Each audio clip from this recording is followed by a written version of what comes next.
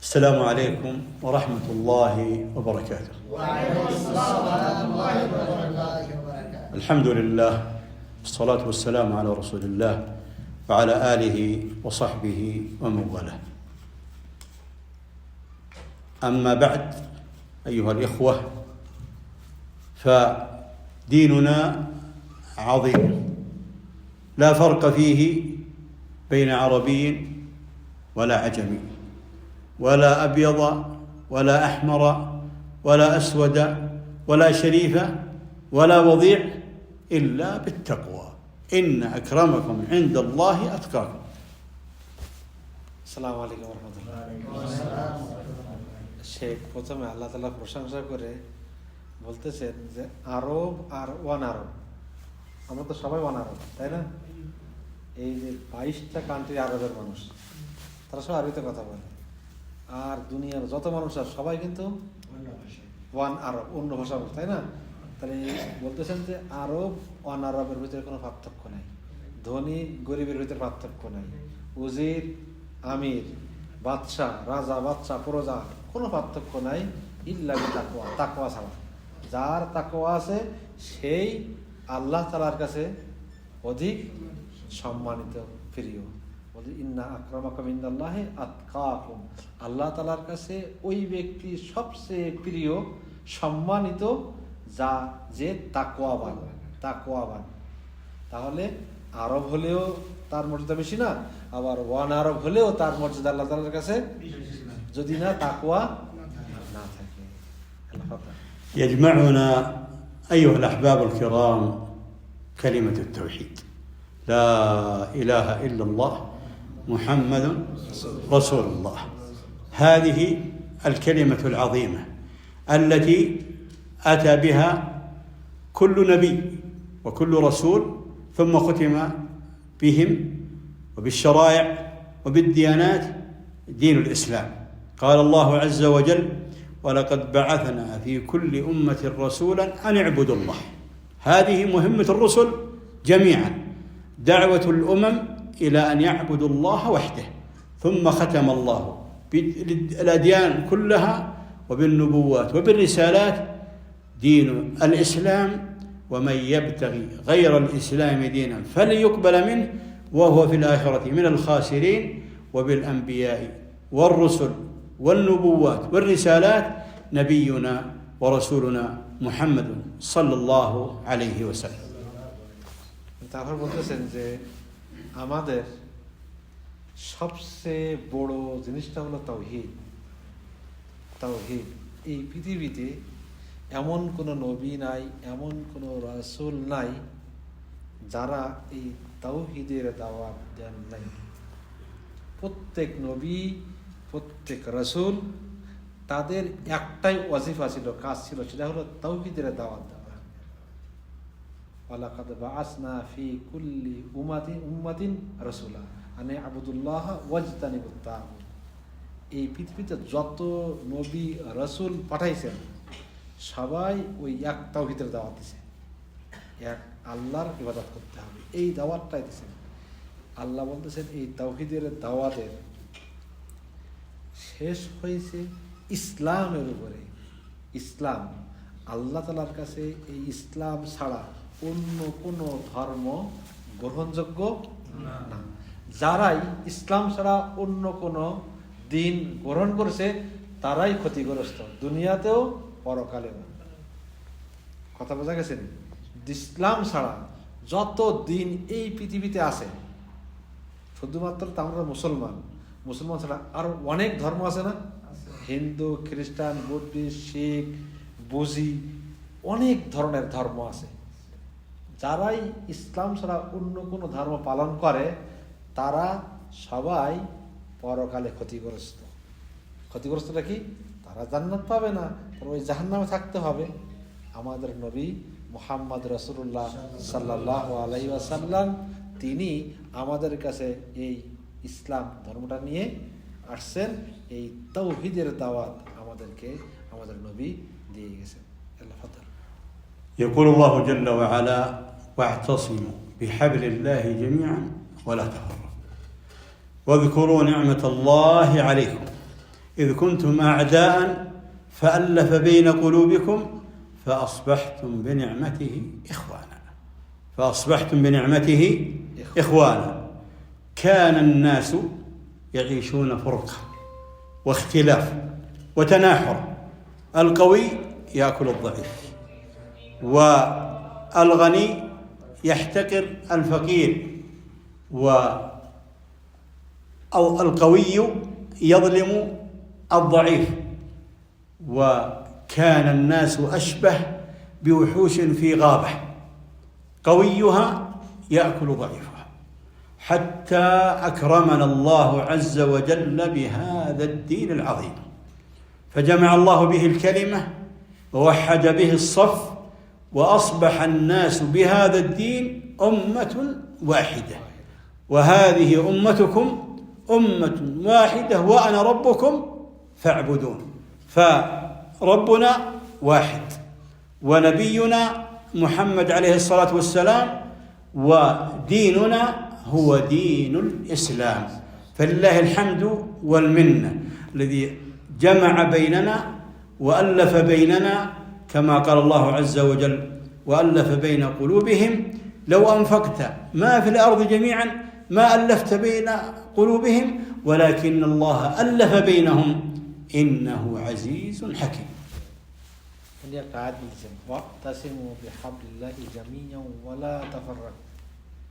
তোমরা সকলেই একজন না, কিন্তু সবাই এই পৃথিবীর সমস্ত মুসলমানরা আল্লাহ তাআলার রশিকে আঁকড়ে ধরো, একসাথে একত্রে। ওয়ালা তাফাররাকু, তোমরা মত পার্থক্য করো না, তোমরা বিচ্ছিন্ন হয়েও না। আমাদের এই দুনিয়ার সবচেয়ে বড় সমস্যা হলো আমরা সবাই কিন্তু মুসলমান, কিন্তু একমত হতে পারি না, তাই না? এটা বড় পার্থক্য না? কিন্তু আল্লাহ তাআলা আমাদের অন্তরটাকে কি করছেন? এক করেছেন। আল্লাহ বাইনা কুলুবিকুম, আল্লাহ আমাদের অন্তরটাকে মানে তালিফ করছেন, মানে একত্রিত করছেন, একসাথে করছেন। আমাদের অন্তর, এই অন্তরটা আমরা যাতে কি না হই, মত পার্থক্য সৃষ্টি না করি। এই দিনে দেখেন ধনী ফকিরের টাকা মেরে খায়, খাচ্ছে না? মত পার্থক্য সৃষ্টি হচ্ছে না? যে শক্তিশালী সে দুর্বলের জুলুম করতেছে, চোখের সামনে না এসবগুলো? এরা আল্লাহ তাআলা বলছে? আল্লাহ বলে নাই, আল্লাহ এগুলো বলে নাই। আল্লাহ বলতেছেন তোমরা একসাথে থাকো, তাহলে ধনী জুলুম করতে পারবে না গরিবের উপরে, মানে শক্তিশালী সে দুর্বলের উপরে জুলুম করতে পারবে না, কিন্তু আমরা করতেছি। এই জন্য আল্লাহর নবী আমাদের কাছে নিয়ে আসছেন একটা তাওহীদের বার্তা, ইসলাম, যার ছায়া তলে আমরা একসাথে থাকবো। কারণ আমাদের রব হলো কয়জন? আপনিও মুসলমান, আমিও মুসলমান। আপনি বাংলাদেশি, আমি হিন্দি ইন্ডিয়ান, তা আপনার আমার রবের কি পার্থক্য আছে? আমাদের রব একজন না? আমাদের নবী মুহাম্মদ সাল্লাল্লাহু আলাইহি সাল্লাম সবাই একজন না? একজন মুহাম্মদ না? আমরা সবাই ওই নবীর উম্মত না? না আমি অন্য কোন নবীর উম্মত? তাহলে এক নবীর উম্মত না আমরা? আমরা সেই নবীর উম্মত, এক নবীর উম্মত। যদি এক নবীর উম্মত হই আর এক আল্লাহর ইবাদত করি, এক আল্লাহকে মেনে নিই, এক আল্লাহকে যদি আমরা মানি নিই, তাহলে কেন আমরা ওই ইখতিলাফ করবো, মতপার্থক্য হয়ে বিচ্ছিন্ন হয়ে যাব? এই বিচ্ছিন্ন হওয়া যাবে না। সবাই আল্লাহ তাআলার ওই রশিকে ধরে রাখতে হবে। আল্লাহ نحن دعاة خير وسفراء سلام، يجب أن نعطي العالم كله الصورة الحقيقية للإسلام، وهو دين سلام ودين محبة ودين اجتماع للكلمة وعدم فرقة وخلاف، دين أمن واستقرار وطمأنينة، سمع وطاعة لله وسمع وطاعة لرسول الله. هذا سمع وطاعة مطلقة في كل أمر لله ولرسوله صلى الله عليه وسلم، وسمع وطاعة لولاة الأمر في طاعة الله عز وجل، في طاعة الله عز وجل.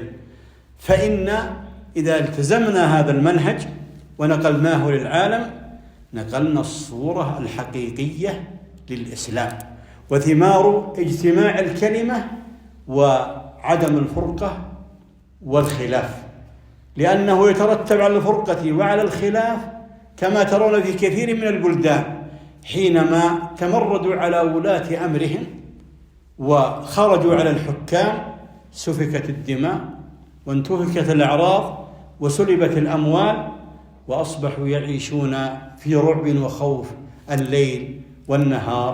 فالله الله في السمع والطاعة لولاة الأمر في طاعة الله عز وجل حتى ننعم بالأمن والاستقرار والسعادة بإذن الله في الدنيا، وكذلك يستمر الأمن إلى دار الأمن والسلام في الجنة في الآخرة. তারপর বলতেছেন ইসলামের বাস্তব চিত্রটা এই দুনিয়াতে আমরা মুসলমান আমাদেরকে ফুটায় তোলা কর্তব্য। ইসলামের বাস্তব চিত্র সেটা কি?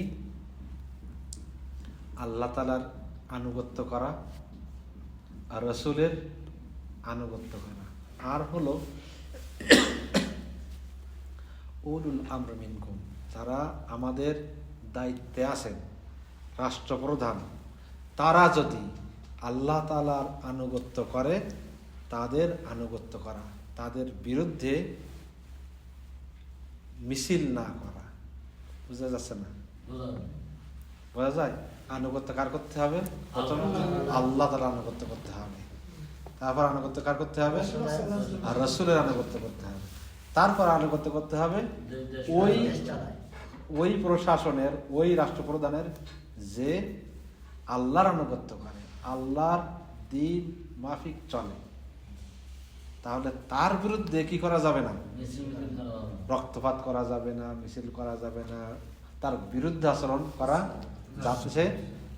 যেমন দেখেন অনেক দেশের মানুষ আছে, আমরাও রাস্তায় বেরিয়ে যাই, সরকারের বিরোধিতা করি আমরা, কিন্তু সালফে সালেহিনদের বলতেছে যদি কিনা আপনার ওই লিডার অথবা ওই নেতা যদি আল্লাহ তাআলার আনুগত্য করে, বুঝতে পারতেছেন আসলে, তাহলে তার বিরুদ্ধে যাওয়া যাবে না। কারণ আল্লাহ বলতেছেন এটা আতিউল্লাহ ওয়া আতিউর রাসূল ওয়া উলিল আমরি মিনকুম, তোমাদের ভিতরে যারা তোমাদের দায়িত্ববান, তোমাদের উপরে তোমাদের থাকে, তাদেরকে আনুগত্য করো। তাহলে এই আনুগত্য যদি করেন তাহলে আপনার জন্য কল্যাণকার হবে। কল্যাণকার কোনটা? আপনি দুনিয়াতে ভালো থাকবেন, আপনার জন্য জান্নাত পরকালে অপেক্ষা করতেছে।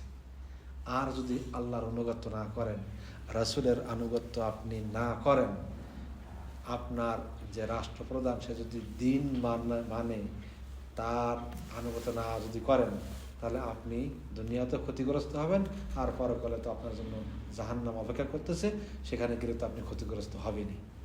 يلا فضل. من صور وثمار اجتماع الكلمة وتوحيد الصف وأن سواسية في هذا الدين الملك والمملوك والغني والفقير والشريف والوضيع. في الصلاة كلنا سواسية، نقوم سويا، نركع سويا، نسجد سويا.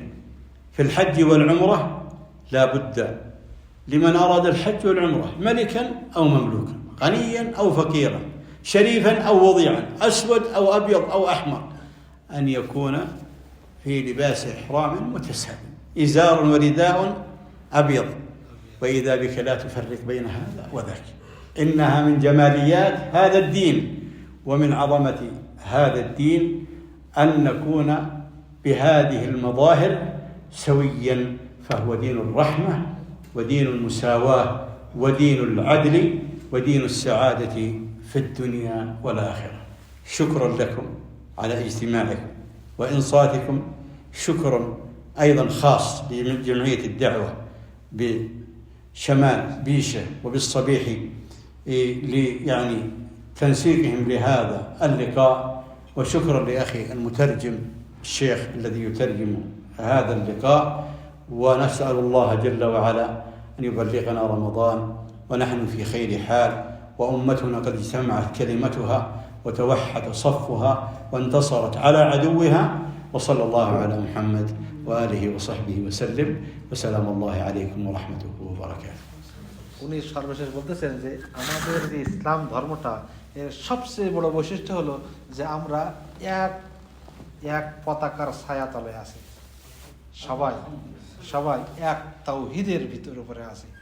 যখনই আমি এই তাওহীদের ভিতরে আছি তখন এখানে ধনী গরিবের মধ্যে পার্থক্য নেই। একজন বাচ্চা হতে পারে, একজন ফকির হতে পারে। দেখেন নামাজে যখন দাঁড়াচ্ছি আপনার পাশে বলার কোনো তার অধিকার নাই যে তুই গরিব, তুই রাস্তার ঝাড়ুদার, আমি বাদশা, এই অধিকার নেই। কথা বুঝছেন নাই? কত সুন্দর না দেখেন। এখানে নামাজে যখন দাঁড়ান তখন কি আপনি মেথর অথবা আপনি ওই ছাগলের কাজ করেন, আর একজন মন্ত্রী আপনার পাশে দাঁড়াইছে, সে বলতে পারবে? কখনো বলতে পারবে না।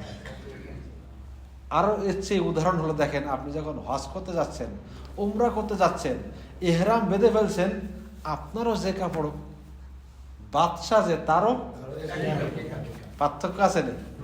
আপনার কাপড়টা একটু মানে ভিন্ন রকম, কাপড়টা ভিন্ন রকম। আপনার যে সাদা কাপড়, ওনারও সেই সাদা কাপড়। আপনি যদি ইহরাম অবস্থায় মারা যান, আপনাকে যেই কাপড় দিয়েই দাফন করা হবে, উনি বাদশা, পার্থক্য নাই। এর থেকে সওয়াসে সমান এই পৃথিবীতে অন্য কোনো ধর্মে আর এই সামঞ্জস্যতা আর পৃথিবীর অন্য কোনো ধর্মে নেই। আর সেটাই হলো এই তাওহীদ। এই যদি শুধুমাত্র আমরা এই তাওহীদ বিশ্বাস করি, তাওহীদের ছায়াতলে আসি, এই কারণেই কিন্তু আমরা এটা মেনে নেই। অন্য কোনো ধর্মে আপনি দেখেন মানে না, অন্য ধর্মে এগুলো মানে না, মেনে নেয় না। আমি হলাম বড় লোক, টাকা পয়সা আছে, তুই হলো ফকির, তুই আমার পাশে আসবি কেন? আমার আলাদা, আমার জন্য আলাদা এবার জায়গা থাকবে, আলাদা তোমার জন্য আলাদা জায়গা থাকবে। অন্য ধর্মের এই বৈষম্য আছে, কিন্তু আমরা যে ইসলাম ধর্ম পালন করি, আমাদের ধর্মে কোনো বৈষম্য নাই। ধনী হোক, ফকির হোক, আর মেথর হোক, আর সুইপার হোক, সবাই নামাজে এক কাতরে দাঁড়াই যায়, আল্লাহু আকবার বলে দাঁড়াই যায়। যখন হজ করতে যাই সবাই সেম পোশাক পরি। তার জন্য গরিবের জন্য যে দুইটা আর ধনীর জন্য যে তিনটা, তাও কিন্তু না, কখনো। আমরা সবাই একই সাদা কাপড় পরতে হবে। এটাই হলো ইসলাম ধর্মের বড় বৈশিষ্ট্য। সবাইকে এক কাতারে এক চোখে দেখে, দুই চোখে দেখে না। তারপর উনি আপনাদেরকে ধন্যবাদ জানাইছেন যে আপনারা আসছেন কষ্ট করে, আমার কথা শুনছেন, অনুবাদকের কথা শুনছেন, ধন্যবাদ জানাইছে। আমাদের এই অফিসে যে আয়োজন করে, এই জন্য আমাদের অফিসকেও ধন্যবাদ জানাই, আপনাদের কাছে দোয়া চাইছেন। জাযাকুমুল্লাহ খাইরান।